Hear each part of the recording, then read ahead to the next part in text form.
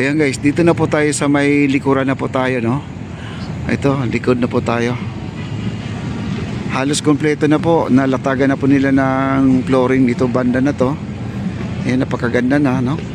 Hanggang doon sa may wall. Yung wall natin dyan, hindi pa nila binago, hindi nila binura. Wala pa tayong idea dyan kasi alam naman ng ating mga engineer yan, nakikita nila na mayroon pang nakaguhit dyan, no?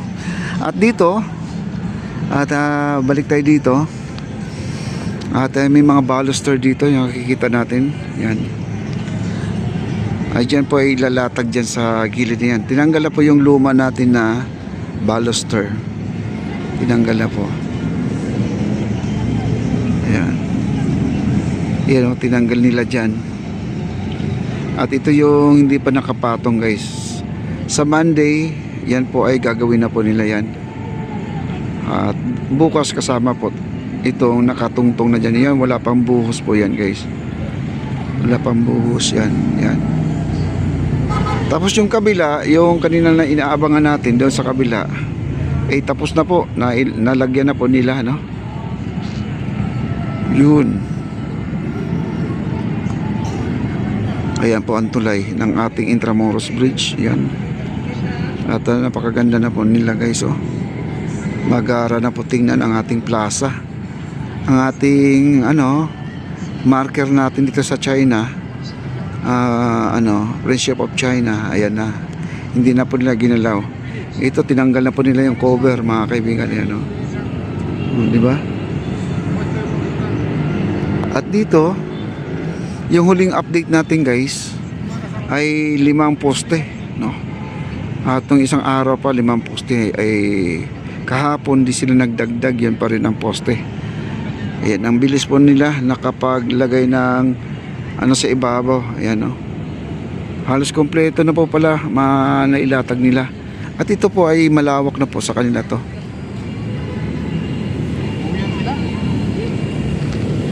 Ayan. Break time? Yan, no? At naayos na po nila to. Yun ang maganda. Ang dami na pong bricks doon. Yung yung tinatawag natin na concrete tiles. Ayun, ang dami, oh. Dito po ilalatag yan guys, dito. Ang dami. At kapag pader na sila hanggang sa dulo na po guys, oh.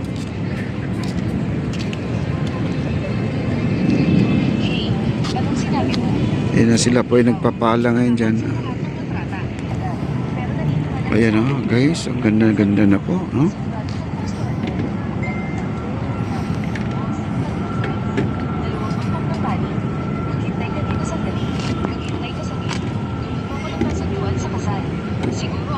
Wow.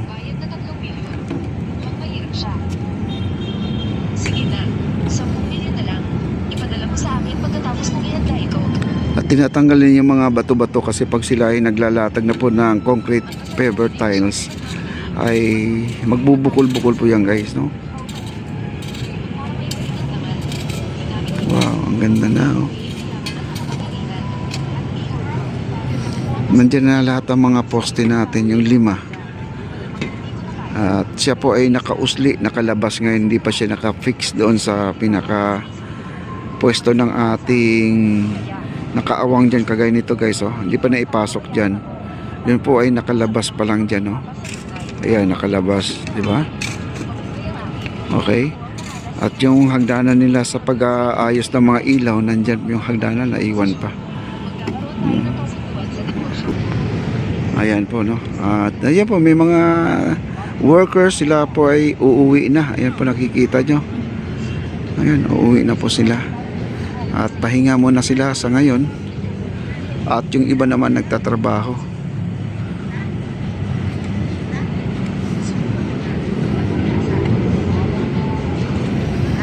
Ang daming concrete tiles, paver concrete tiles. Ayan.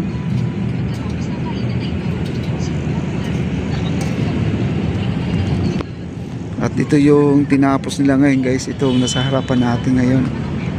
Ayan. Nailatag na. Hi sir. Uwi na sir. Bukas balik kayo. Anong oras balik nyo? Alas 5. Alas 5? Madaling araw. Talagang aga niyong balik niyo dito ha. Para matutulog lang kayo doon sa bahay niyo. Ayun, makagaganong uwi. Makatulog na mga Saan uwi niyo, sir? Las Piñas na po. Ay, malapit lang, no? Ayan si Ma'am Merna, nakita ko kanina eh. Na nagmamadali din umuwi kasi birthday doon ng kanyang anak. May birthday Buti ba? Oh. Dito rin, mayroon din. Pamangking ko. Ah, Sa Pasico. pupunta ka muna ng Baseco. Uwi na. Uwi ka na. Wala nang oras. Oo, biyahe mo pa. Anong alas 5? Siguro alas 7 nandun ka na. Gano'n. Ayan yun. Sige sir, sige sir. Ang mga workers dito guys, yun na po talagang pahinga nila, no? Uwi lang sila ng bahay na makakatulog man lang konti. Alas 5 ng madaling araw, dapat nandito sila ng umaga kasi umpisa na po ang kanilang trabaho. Siguro mga alas 3 yan, aalis sa bahay yan, no? Sila, ganyan po ang mga workers natin. Talagang proud na proud po tayo sa kanila. Saludo po tayo sa mga ganang klaseng mga trabahador. Kasi hindi sila papasok na maaga, siyempre late na, no? Late na ang tawag doon. You know? At dito na lang po ang hindi pa tapos ito. Ito na lang po ang hindi tapos. Ayan po, no? Pero ang tingin ko, parang wala na tayong concrete paver tiles, no? Wala na tayo, ubos na. Baka iba naman dito ang ilalagay. Ayan. Wala nang natitira kasi dati na ang dami nakahilera dito. Binilang po natin nasa 700 ba yun? 115, no? Nasa 15. Yung dati dito na huling update natin, ang dami, no? Ngayon, no? Hanggang dito lang, oh. Hanggang dito lang. Wow. Halos tapos na po talaga ang ating Plaza Mexico. Yun na lang po ang kulang natin. Yun na lang po. Yun nandun. Yun. At bukod dyan, meron pa isa. Yan. Yun na lang po ang kulang natin dyan. Tapos na po ang ating plaza, no? Grabe ang galing nila Foreman Kanoy. At saka yung mga workers niya talagang napakabilis po magtrabaho, no? Ibang strategy nila sa kanilang paggawa nito mga kaibigan. At saka maganda ang kanilang ginagamit na materialis. Hindi po sila basta-basta gumagamit ng mga substandard dito na alam niyo naman. Kita niyo naman doon sa ating nag-umpisa sila hanggang natapos, mga bakal na ginamit, mga sementong ginamit, at meron pa silang PSI na tinatawag. Hindi po basta-basta magbuhos lang po dito ng mga bumanite kung wala po sa standard po ang kanilang bumanite, no? Ganyan po sila dito. At grabe. Kumbaga, may quality yung mga Marcos project mga kaibigan, no? Mayroon pang matagalan talaga.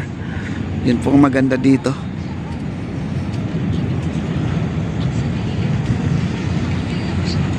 Oh, biyahe mo pa. Anong alas 5? Siguro alas 7 nandun ka na. Gano'n.